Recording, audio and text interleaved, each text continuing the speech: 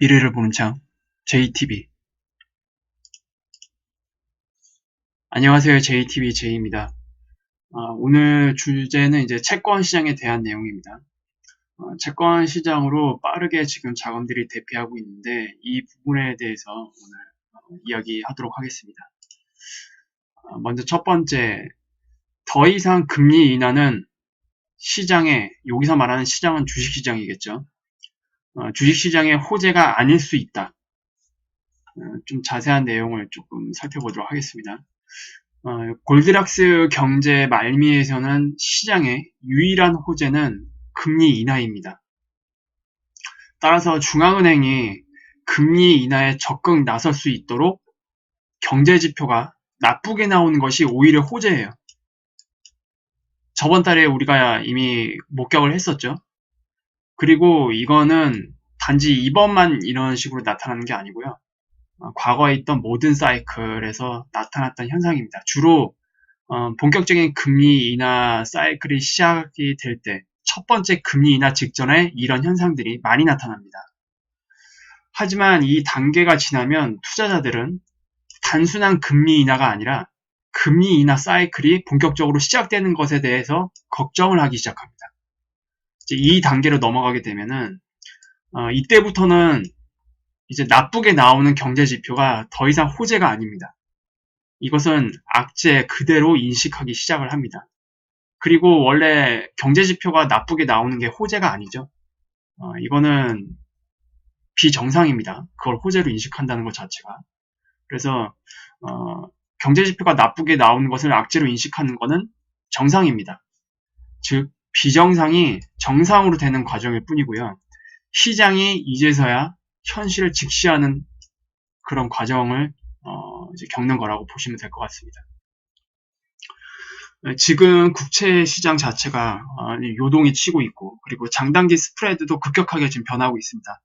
그리고 연방기금금리 선물 시장의 그 포지션은 지금 거의 최악의 시나리오를 써내려가고 있습니다. 이거는 이제 뒷부분에서 다시 살펴볼게요.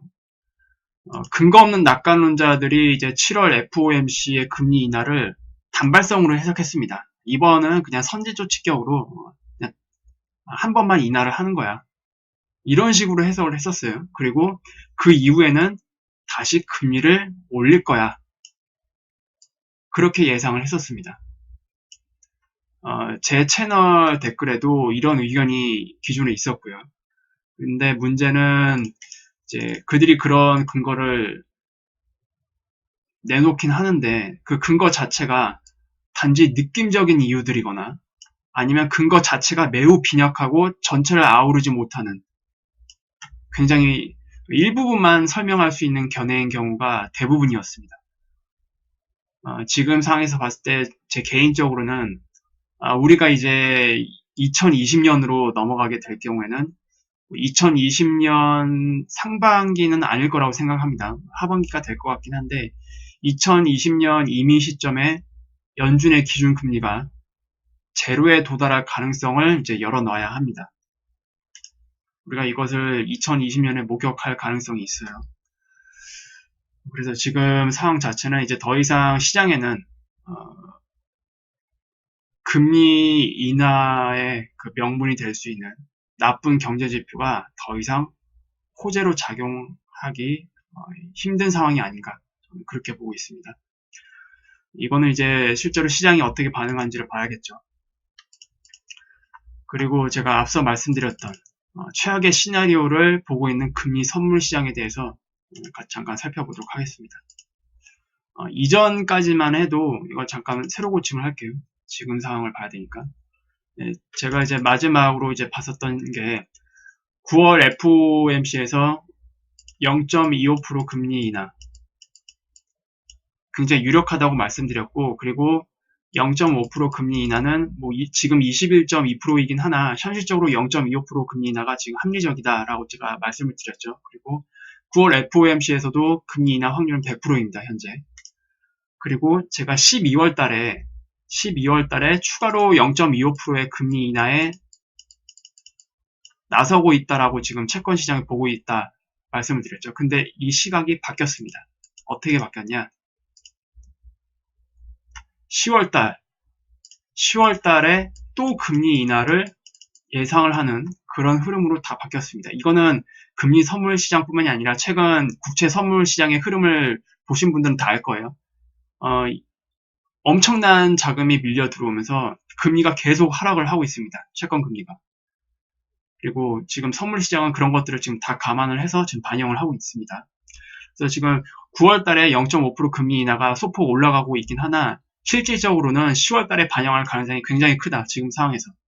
그리고 12월 달에는 또 0.25% 금리 인하. 지금 거의 비등비등하긴 하지만 지금 상황 자체가 계속 안 좋은 흐름으로 갈 가능성이 오히려 높기 때문에 이것이 시간이 지나면 지날수록 높아질 것으로 예상을 합니다. 일단. 그래서 지금 결과적으로 봤을 때 올해 남은 그 금리를 결정할 수 있는 FOMC가 9월달, 10월달, 12월달 이렇게 3번이 남았거든요. 이 모든 FOMC에서 다 금리 인하를 한다는 얘기입니다. 지금 시장에서는 그렇게 보고 있어요. 이 뜻은 본격적으로 금리 인하 사이클이 가동됐다라고 시장에서는 이미 그렇게 인식하고 있는 것으로 보여집니다. 그러면 내년에는 어떻게 될 건가? 일단 1월달은 일단 그 마지막 12월 포지션 그대로 가고요. 그리고 12월에 금리 인하를 하지 않더라도 1월달에는 무조건 한다는 얘기입니다. 그리고 내년 3월달로 한번 넘어가 볼게요. 내년 3월달에 넘어가면 그 현상이 계속 유지는 되고 있지만 밑에 부분의 금리가 점점점 금리 인하 확률이 올라가고 있는 것을 볼 수가 있죠. 이거는 올해 말, 그러니까 대체적으로 한 11월, 12월이 되면은 내년 초에 대한 윤곽이 더 뚜렷하게 나올 것으로 예상을 하고 있습니다. 그래서 일단 지금 상황은 올해 남은 9월 FOMC, 10월 FOMC, 12월 FOMC에서 모두 금리 인하에 나설 거다라고 시장은 인식을 하고 있고 이 뜻은 금리 인하 사이클이 가동이 된 겁니다. 저번 7월 FOMC에서 파월이 기자 인터뷰에서 기자들이 예리하게 질문을 했습니다. 금리 인하 사이클의 시작을 알리는 그런 의미의 그 금리 인하냐라고 이제 직접적으로 대놓고 물었지만 파월은 그것을 답을 피했죠. 그건 아니다. 라고만 했지 만약에 파월이 거기서 그것을 인정을 해버렸다면 오히려 채권 시장에 대한 그 포지션을 확정적으로 말하는 것이기 때문에 아마 그렇게 된다고 알고 있었더라도 대답을 할 수 없었을 겁니다. 그거는 시장에 대해서 중립적인 관점을 유지해야 되기 때문에 그건 당연한 것으로 보고 있고요. 어쨌든 금리 인하 사이클이 사실상 가동이 됐다. 지금 상황에서는 그렇게 보시면 될 것 같습니다. 그리고 두 번째, 장단기 스프레드 변화. 이제 장단기 스프레드 최근 움직임을 보면은 정상적이지 않습니다. 그 이유를 제가 말씀을 드릴게요. 일단 이것을 기준금리라고 보겠습니다. 통상적으로 기준금리가 이렇게 지난 경기 사이클이 하강을 하면서 기준금리를 내리면서 경제를 연착륙시키기 위해서 이렇게 금리를 내립니다. 그리고 나서 어느 한계선에 도달을 하게 되면은 금리를 이제 동결을 하다가 이제 경제가 좀 회복되는 국면으로 넘어가게 되면은 그 명분으로 금리를 다시 정상화시키는 과정을 겪게 됩니다. 그리고 나서 경제가 더 이상 금리 인상을 받아들이지 못하는 그런 환경에 놓이게 되면은 이제 그때는 금리를 올리지 못하고 동결을 하게 되죠. 그리고 동결을 하게 되는 이 시점이 이 경제 사이클의 정점에 이르는 그런 환경에 놓이게 됩니다. 그래서 동결이 끝나고 나면 다시 금리 인하를 하게 되는데 다시 이 시기로 돌아가는 거죠. 경제 하락 사이클이 시작되는 시기. 그런데 기준금리를 인하하는 이 사이클이 이제 시작이 될 때 국채 그 금리의 움직임을 보면은 일단 이것을 빨간색이 예를 들어 3개월입니다. 3개월 금리 3개월 국채 금리입니다. 그리고 여기서 녹색으로 2개월 금리 2개월이 아니라 2년물이죠. 2년물 금리 그리고 노란색으로 10년물 금리를 표기해 볼게요. 10년물 금리가 이런 식으로 움직입니다. 즉 기준금리가 내려갈 때 단기물일수록 더 민감하게 반응을 하거든요. 그래서 이 과정에서 금리 격차가 점점점 벌어져. 이렇게 요게는 이 구간에서는 뭉쳐 있거든요. 장단기 금리 채권 금리가 다 뭉쳐 있습니다. 그리고 이 구간에서 역전이 발생이 되기도 하고요. 그래서 이 구간을 넘어가서 본격적으로 금리 인하 사이클이 가동이 되면은 이제 다시 격차가 확 벌어지죠. 그래서 과거 사이클을 보면은 요걸로 한번 볼게요. 이것을 한 5년치를 한번 보겠습니다. 이거는 지금 10년물과 2년물이에요. 10년물과 2년물을 보면은 이렇게 보시면 알겠지만 여기가 이제 2008년 금융위기 시절이고 이때가 닷컴 버블 시절입니다. 이때를 보시면 알겠지만 침체 국면에 기준금리가 이제 본격적으로 인하를 하면서 스프레드가 위로 확 벌어지죠. 급격하게. 바로 이 과정을 말씀을 드리는 겁니다. 그런데 문제는 지금 시장에서는 본격적인 금리 인하, 어쨌든 지금 처음으로 일단 동결이 되던 것이 이렇게 금리가 낮아졌습니다. 그리고 지금 채권 시장에서는 계속 금리 인하에 이제 진행이 될 거다라고 보고 있는데, 그렇다는 얘기는 여기서 장단기 금리 간의 그 격차가 점점 벌어지면서 스프레드가 급격하게 올라가야 됩니다. 근데 지금 상황은 어떻죠? 지금 상황을 보면은 일단 요거는 10년물과 2년물 요 상황을 보면은 10년물과 이건 2년물인데 갑자기 스프레드가 벌어지다가 이때가 이제 7월 FOMC를 앞두고 있었던 시기였습니다. 그래서 저는 이대로 그냥 확 벌어지겠구나. 그래서 10년물과 2년물에서는 이번 사이클에서는 역전이 이례적으로 발생하지 않겠구나라고 생각을 했었습니다. 그런데 갑자기 훅 떨어졌어요, 이게. 그리고 10년물과 3개월물도 보겠습니다. 10년물과 3개월도 보면은 이제 기존에 이게 딱 0이거든요. 기존에는 3월 말에 한번 최초로 역전이 됐다가, 그리고 두 번째 역전이 될 때는 첫 번째 역전이 됐던 폭보다 훨씬 더 깊어지면서 장기간 지금 역전 상태가 유지가 되고 있거든요. 장기간 이렇게 역전이 되고 있다는 것은 보통 침체 바로 직전에 나타나는 현상입니다.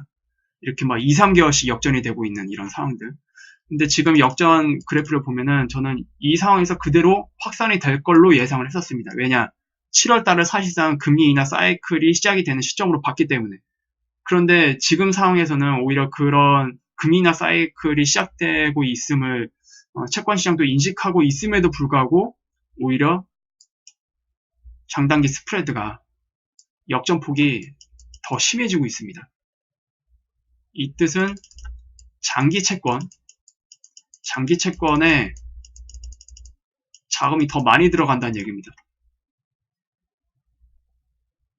그렇기 때문에 이렇게 역전폭이 밑으로 계속 커지고 있는 거거든요. 그래서 좀 이것을 봤을 때 굉장히 좀 정상적인 건 아니다. 과거 사이클이랑 비교를 했었을 때. 그래서 그게 조금 걱정스럽고요. 그렇다면 과연 지금 스마트머니는 무엇을 걱정하고 있길래 지금 이런 현상이 나타나는가? 이거는 전 구체적으로 잘 모르겠지만 일단 지금의 이런 상황들, 그리고 그런 경제 불황이라고 이제 일단 얘기를 할게요. 불황 자체가 장기적으로, 이거는 이제 시장이 아니라 이제 경제를 얘기를 하는 겁니다. 실제 경제가 장기 불황으로 갈 수 있는 그런 환경으로 가고 있는 게 아닌가라고 스마트머니가 우려하고 있지 않나, 저는 그렇게도 좀 보고 있습니다. 물론 이거는 확실하진 않지만 우리가 계속 지켜봐야겠고, 정말로 이렇게 된다면 걱정스럽죠, 당연히. 그리고 지금 이런 상황 자체가 무엇 때문에 이렇게 나타난 것인지 제가 간단히 좀 요약을 해봤습니다. 미국과 중국의 협상판은 사실상 깨졌다. 저는 그렇게 보고 있고, 아마 이렇게 보신 분들이 굉장히 많을 겁니다. 이런 판단을 할 수 있게 된 결정적인 사건이 바로 어제였죠. 미국이 중국을 환율 조작국으로 지정을 해버렸습니다. 이게 결정적이었어요. 이 뜻은 이제 미국이 더 이상 인내하지 않겠다라는 의미입니다. 원래 이 중국을 환율 조작국으로 지정한다 만다 얘기는 2018년 초에 나왔었어요. 미국이 중국을 환율 조작국으로 이제 지정할 거다. 많은 사람들이 그런 이제 의견을 내놨었는데, 당시 트럼프가 시진핑을 자신의 리조트인 마러라고에 초대를 했었죠. 마러라고에 초대가 됐다는 얘기는 굉장히 긴밀한 관계를 유지해 나가겠다는 트럼프의 의중이 담긴 초대입니다. 그래서 일반적인 정상회담보다는 좀 더 성격이 좀 달라요. 그래서 마러라고에 초대가 됐었고, 당시 정상회담을 진행을 하면서 잘 풀어나가는 듯 보였습니다. 그리고 이때는 이제 북한 문제까지도 같이 잘 풀어나가자, 이런 식으로 이제 의견을 주고 받았었거든요. 그런데 2018년 7월부터 무역전쟁이 시작됐습니다. 미국이 이제 관세 공격을 하면서 당시에는 미국이 압승을 할 거다라고 대부분 사람들이 그렇게 봤고, 미중 무역전쟁은 그래서 단기전으로 끝날 거다, 그렇게 봤었습니다. 네, 현실은 그 반대였죠. 오히려 지금 장기화되고 있습니다. 결과적으로 중국은 미중 무역전쟁이 시작되기 전에 이미 장기전을 준비를 했었고, 지금까지 상황을 보자면 나름 선전하고 있었다라고 보는 게 맞겠죠. 근데 이제 미중 무역전쟁을 넘어서 화해 문제는 또 우리 미래의 먹거리 4차 산업과 관련된 그런 문제를 다 담고 있고, 실질적으로 미중 무역 협상의 가장 쟁점이 되는 기술 관련들, 그리고 제조업 관련들이 다 엮여있는 문제입니다. 화해 문제를 시작으로 해서 미국과 중국의 갈등이 커졌죠. 결국 올해 5월 달에 많은 사람들이 미중 무역 협상에 대해서 낙관적 관점을 유지를 했지만, 노딜로 끝나면서 시장에 충격을 줬습니다. 1차적으로. 그래서 그때부터 사실상 시장에는 부정적인 기류가 돌기 시작했고요. G20에도 희망을 걸었지만, 실질적으로 G20에서 뭔가 협상안을 내놓기는 사실상 불가능했다라는 것은 다 알고 계실 겁니다. 그래서 지금 시장 참여자들은 미중 협상에 대해서 이제 기대를 하지 않고 있습니다. 그리고 오히려 중국이 이번에 환율 조작국으로 지정이 되면서 미국과 중국의 싸움은 이제 본격적으로 시작이다라는 견해가 오히려 많아지고 있어요. 그리고 채권 시장은 사실상 미국과 중국이 강대강 대치 국면으로 전환되는 시점으로 해석한 것으로 보여집니다. 지금 기금금리 선물 시장도 그렇고 국채 시장도 그렇고 최근 흐름 자체가 그 증거예요. 그래서 채권 시장은 지금 미국과 중국의 이 문제를 엄청난 악재로 좀 해석을 하고 있는 것 같습니다. 그러니 당연히 안전자산으로 자금이 몰릴 수밖에 없겠죠. 금과 은의 상승도 이것과 무관하지는 않을 겁니다. 일단 통상적으로 환율 조작국으로 지정이 되면은 정부는 화폐를 절상을 해야 됩니다. 원래대로라면. 근데 지금 경제 환경에서 중국의 위안화를 절상을 하게 되면 어떻게 될까요? 중국의 국내 경제는 다 무너질 겁니다. 즉 절상을 한다고 해도 미국이 만족할 수 있는 수준에 도달하지 못할 가능성이 큽니다. 근데 문제는 더 원론적인 겁니다. 중국이 환율 조작국으로 지정이 돼서 만약에 화폐를 절상할 마음을 가졌다면 애초에 포치를 용인하지 않았을 겁니다. 포치라는 거는 위안화 달러 환율이 7위안을 넘어가는 겁니다. 달러당 7위안을 넘어가는 것을 이제 포치라고 하는데, 이 포치를 애초에 용인하지 않았을 거예요. 근데 용인을 했죠, 결국. 그렇다는 얘기는 환율 조작국으로 지정되는 것도 이미 중국 내부에서는 예상을 했고, 이제 대비를 어떻게 할지는 모르겠지만 어쨌든 각오를 했다라는 얘기입니다. 포치를 용인했다라는 뜻은. 포치가 나오고 나서 미국이 바로 이제 중국을 환율 조작국으로 지정을 해버렸거든요. 그래서 지금 상황을 봤을 때는 이제 우리가 걱정을 해야 될 거는 이제 이겁니다. 중국이 앞으로 어떤 카드를 내놓을지, 이게 관건입니다. 일반 사람들이 이제 중국이 환율 조작국으로 지정이 됐다고 해서 이제 위안화를 절상할 것이다라고 예상을 하고 있습니다. 많은 그 일반 사람들이. 하지만 그렇게 순순히 항복할 것이었다면 애초에 미중무역 협상에 대한 전면적인 합의에 응했을 거고요. 그리고 포치를 용인하는 지금의 상황 자체를 아예 만들지 않았을 겁니다. 이제는 중국이 오히려 위안화 절상이 아니라 위안화 추가 절약 카드를 내놓으면서 미국의 전면 대응할 것인가, 이것을 지켜봐야 되고요. 그게 아니라면 미국 제품에도 관세를 부과하는 보복 조치에 나설 것인지, 이런 부분들도 이제 우리는 조금 검토를 해봐야 됩니다. 어쨌든 여기에 제가 언급해드린 이런 내용 외에도 중국이 어떤 카드를 내놓을지는 일단 지켜봐야 될 거고요. 그게 어떤 카드가 될지는 저도 개인적으로 예측은 못하겠습니다. 지금 상황에서는. 그래서 중국이 앞으로 어떤 카드를 내놓을 것인지 섣불리 예측할 수는 없지만, 어쨌든 확실한 것은 강대강 국면으로 전환되는 것을 부정하기는 힘들 것 같습니다. 지난 1년간 미중 무역 전쟁이 전 세계에서 이제 경기 둔화를 앞당겨 버렸죠. 많은 영향을 미치면서 우리나라도 여기에 매우 많은 영향을 받았고요. 그리고 일부 지역에서는 침체가 시작이 됐습니다. 여기는 당연히 유럽입니다. 유럽. 그리고 우리나라도 이제 여기에 거의 근접한 상태죠. 거의 침체가 시작이 되고 있다라고 봐도 무방할 것 같습니다. 우리나라 같은 경우에도. 그래서 어쨌든 미국과 중국이 강대강 국면으로 전환되는 게 맞다면 글로벌 경제가 본격적인 하강 국면으로 전환될 수 있음을 의미합니다.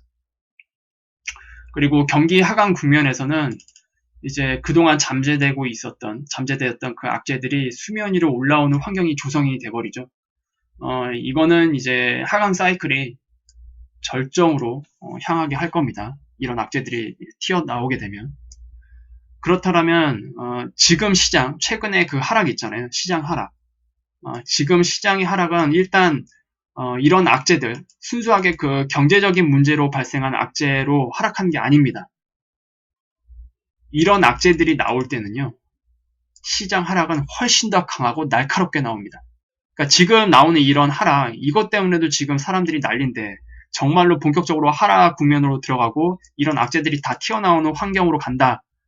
그러면 정말로 2008년에도 봤죠. 뭐 자살한다, 뭐 한다, 이런 내용들, 그런 뉴스가 나올 겁니다. 안타깝지만.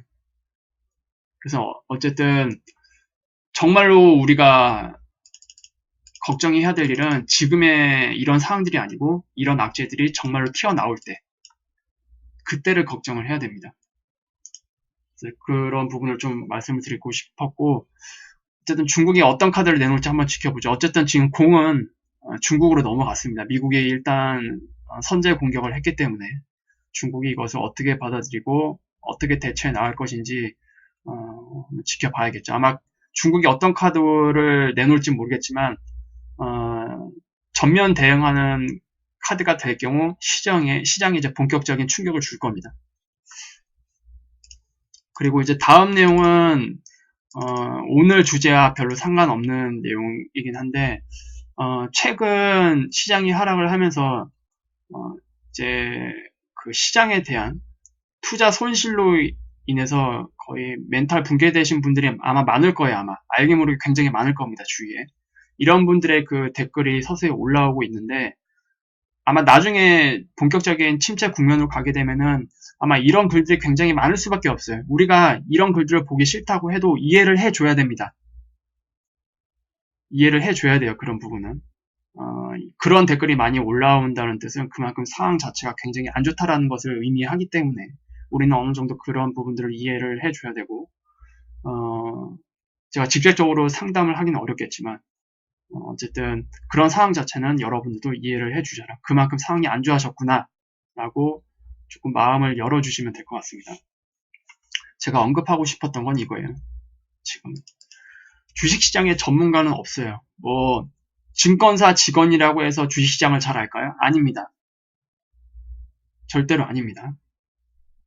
제가 좀 간단하게 작년 제가 유튜브를 개설을 하고 나름대로 이제 구독자가 단기간 내에 빨리 올라가면서 모 증권사에 제가 한번 초대를 받아서 향후 그 경제, 시장에 대한 의견을 조금 나눠봤으면 좋겠다라고 해서 이제 초대를 받아서 갔습니다. 모 증권사에. 그래서 간단한 의견을 하루 동안 나눴었는데, 굉장히 낙관적으로 보시더라고요. 그때 당시에도, 이제 시장이 만약에 2000을 깨고 내려간다. 2000을 깨고 내려간다면 적극적으로 매수할 거다라고 모 증권사의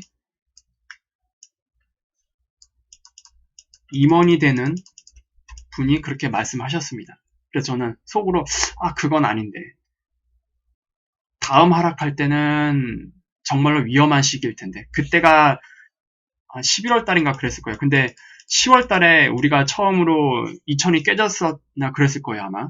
그래서 아마 이런 기회가 다시 온다면 뭐 몰빵을 할 거다 뭐 이런 비슷한 얘기를 했었어요. 그래서 속으로 그때 내려갈 때는 2차 하락의 시작점으로 봐야 돼서 아마 위험할 건데 라고 제가 속으로 예상을 했었습니다. 속으로 얘기를 했었어요. 입 밖으로 꺼내진 않았지만 어쨌든 사람 자체가 뭐 이런 뭐 금융사 전문직 중에 일을 하고 있더라도 시장을 제대로 보는 사람이 없더라고요. 그리고 근거 자체가 굉장히 빈약합니다, 다들. 그리고 제대로 기술적 분석을 하는 사람도 거의 없더라고요. 그러니까 특히 주식시장에서 가끔 보면은 뭐 남의 말을 듣고 주식을 사는 것도 굉장히 어리석은 일이지만 증권사 직원이 얘기했다고 해서 마치 그 사람이 이쪽 분야의 전문가니까 그 사람 말이 맞을 거야 라고 인지를 해서 매매를 하는 것도 경계하시라고 제가 드리는 말씀입니다. 그래서 앞으로 누구의 말을 들어서 사는지 그런 행위는 절대로 하지 마세요. 반드시 자기 스스로 분석할 줄 알아야 되고요. 자기 스스로 대응할 줄 알아야 됩니다. 절대로 시장에서 남의 말을 듣고 뭘 사거나 이런 행위는 절대로 하지 마세요. 물론 정말로 분석을 잘하는 사람의 리딩을 받는 것은 상관이 없습니다. 문제는 그렇게 분석을 잘하는 사람의 리딩을 받기가 쉽지가 않죠. 그게 쉽지가 않습니다. 우리 지금 국내에 등록되어 있는 리딩 업체만 해도 1000개가 넘어요. 1000개가 넘는데 모든 리딩 업체가 잘못된 건 아니지만 리딩 업체의 상당 부분이 제대로 된 분석을 할 줄 모르고 상승기에만 수익을 맛봤던 리딩자가 많기 때문에 하락장에서는 정작 어떻게 대응을 해야 되는지 그리고 하락장이 오는지 마는지도 분석할 줄 몰라서 대응을 못하는 경우가 많아서 그 손실이 그대로 개인들에게 넘어가는 경우가 굉장히 많습니다. 물론 극소수 리딩 업체는 굉장히 리딩을 잘합니다. 제가 알고 있는 그 몇 개의 그 전문가들이 있는데 그 전문가들도 굉장히 잘 시장을 보더라고요. 근데 그런 전문가들에게 리딩을 받는 사람이 상대적으로 봤을 때는 많지 않잖아요. 어쨌든 시장에는 전문가가 좀 없다라고 보시면 될 것 같고요. 이건 앞으로도 그럴 겁니다. 그리고 두 번째, 시장을 분석을 할 때 보조지표를 중점으로 해석하는 사람 무조건 경계하세요. 차트 밑에 뭐 MACD, 뭐 RSI, 뭐 스토캐스트, 뭐 별의별 거 막 이렇게 돼 있는 거 막 많을 겁니다. 이런 보조지표들. 이런 것들 위주로 설명하는 사람 경계하세요. 보조지표는요, 후행성입니다. 후행성. 후행성으로 만들어지는 게 보조지표고요. 당연히 보조지표로 해석을 하게 되면 맞는 구간도 있습니다. 맞는 구간도 있고 반대로 틀리는 구간도 있습니다. 결국 확률이라는 얘기예요. 보조지표로 해석하는 건 결국 확률. 맞을 수도 있고 틀릴 수도 있고. 그래서 만약에 보조지표로 해석하는 사람이 있다면 일단 경계하셔라. 왜냐? 이 사람의 말이 틀릴 수도 있다는 것을 머리에 인식하고 계셔야 돼요. 그래서 추가적으로 드리고 싶은 말씀은 역사적으로 가장 위대한 기술적 분석가는 1차 대공황 직전의 거대한 하락을 기술적 분석으로 예측을 했던 두 사람이 있습니다. 한 명은 엘리어트, 한 명은 제시 리버모어입니다. 엘리어트 같은 경우에는 엘리어트 파동 이론의 창시자고요. 또 제시 리버모어는 추세매매의 창시자입니다. 전 세계 그 증권사들, 우리나라의 그 증권사들도 마찬가지입니다. 그 각 증권사에 소속되어 있는 탑 애널리스트들이 반기 또는 해마다 엘리어트 파동 이론으로 근거해서 지수를 분석을 해서 각각 증권사들마다 지수 전망을 내놓습니다. 상단 얼마, 하단 얼마 이런 식으로. 아마 그 기사를 보신 분들은 있을 거예요. 그 주식에 관심 있으신 분들은. 이 뜻은 뭐냐면 엘리어트 파동 이론이 여전히 기술적 분석의 최고 도구라는 뜻입니다. 거꾸로 얘기를 하면은 엘리어트 파동과 추세를 접목한 시장 분석이 현재로선 존재하는 가장 현실적인 분석 방법이란 뜻입니다. 그리고 이거는 하나의 예측이 아닙니다. 이런 분석들은 어떤 미래를 예측하는 게 아니고요. 시장을 유리하게 대응을 하기 위한 분석이라는 사실을 잊지 말아야 됩니다. 문제는 그 엘리어트 파동과 추세를 접목을 해서 이제 이론만 알고 있으면 안 되겠죠. 시장에 실제로 적용을 할 수 있어야 되는데 시장에 적용을 해서 유연하게 해석할 수 있는 사람이 극소수예요. 문제는 이겁니다. 그래서 증권사 직원들도 이런 부분을 제대로 하지 못해요. 그리고 증권사 직원이라고 해도 엘리어트 파동을 다 아느냐? 아닙니다. 대부분 모릅니다. 기술적 분석도 할 줄 잘 모르고요. 그리고 이런 이론을 가지고 시장을 분석을 한다고 해도 어쨌든 분석 자체는 사람이 하는 거기 때문에 이 유연하게 해석할 수 있는 이게 굉장히 중요하거든요. 이것 때문에 증권사들마다 내놓는 전망들이 다 틀린 거예요. 어디 증권사는 몇에서 몇, 어디 증권사는 몇에서 몇, 다 수치가 다 틀립니다. 왜냐하면 이 이론을 가지고 분석하는 사람 자체 그 관점이 다 틀리기 때문에. 그래서 전반적으로 이 주식시장에는 전문가가 없다라는 내용으로 조금 제가 알려드리고 싶은 게 있어서 말씀을 드렸고요. 결과적으로 시장에 참여하시려면 기본적으로 시장을 분석할 줄 알아야 되고 종목을 분석할 줄 알아야 하는데 공부를 해야 된다는 얘기입니다. 결국엔 자기가 공부를 해서 완전히 내 것으로 만들지 않는 이상 시장에서 살아남을 수가 없습니다. 뭐 1, 2년 뭐 거래하고 말 거 아니라면 무조건 공부해야 됩니다. 그것을 좀 다시 말씀을 드리고 싶어요. 그래서 오늘 영상은 이 정도로 마무리를 하겠습니다. 유익한 영상이 되셨다면 구독, 알람, 좋아요 부탁드립니다. 그러면 다음 시간에 다시 찾아뵙도록 할게요. 감사합니다.